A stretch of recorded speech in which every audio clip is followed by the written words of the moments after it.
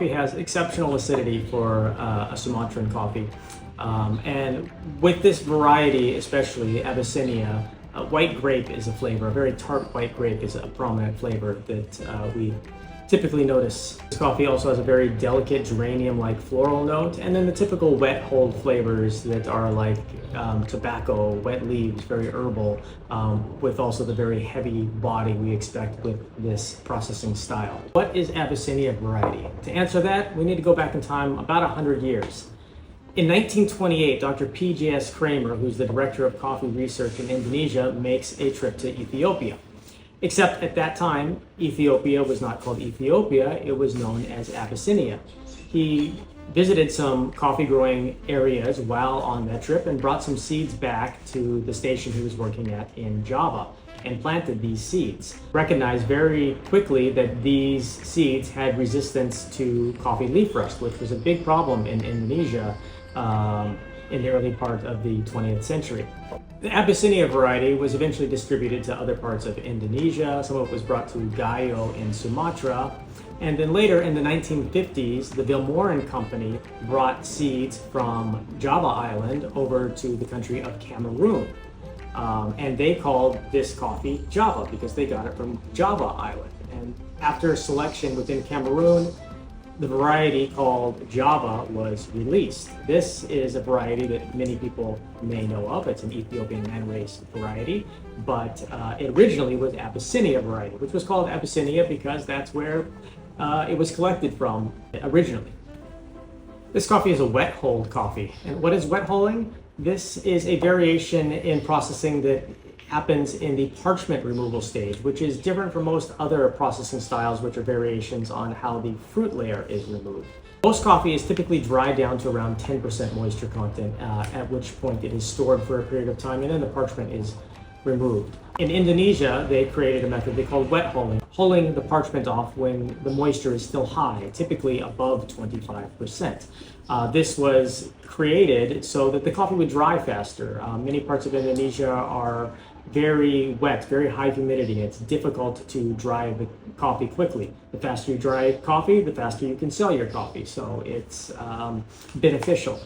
Because wet hulling is something that is a drying variation, it can be done with almost any other processing style. It could be done from a washed coffee, a honey processed coffee, or a natural processed coffee. In this case, this coffee was fermented and washed. It was a washed coffee first that was then wet hold. Wet hold coffees typically have a little bit different appearance than other coffees. Their color of the beans will be a little bit more mottled and uneven, and we can see that here in this coffee as well, versus if it was a traditional washed coffee, the color would be a little bit more even on the beans. If you've ever had Sumatra coffee, you've had wet hold coffee. Most coffee coming out of that region are wet hold coffees. And when I started in coffee more than 20 years ago, these were one of the most popular origins you could get coffee from is Sumatra. It was a style that was prized for its heavy body and its earthy, foresty flavors. And a lot of these tastes are really related to this unique style of processing of wet hulling. Now these coffees it is a style that's a bit of a love it or hate it processing style. I would liken it to peaty scotches. A lot of people don't like them, but if you love them, you love them. Personally, I love both wet hold coffees and peaty scotches.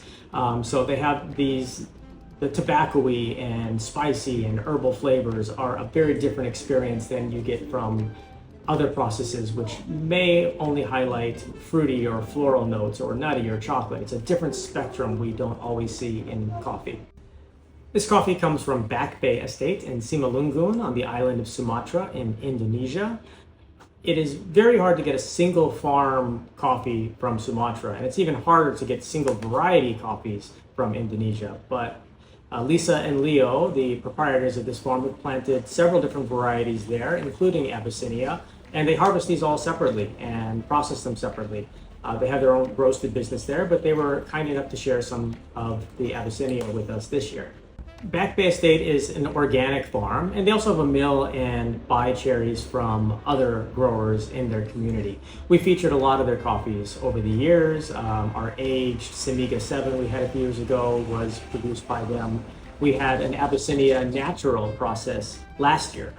This year, we asked them to make a special lot for us, a wet hold Abyssinia variety, so that we could see the impact of the processing on a variety in coffee we were already familiar of the flavors with. And we find that there are definite aspects of both in this coffee. You can see the influence of the variety, the sweetness of the Abyssinia variety, and the delicate floral notes, and also the herbaceousness and very heavy mouthfeel of the wet holding process.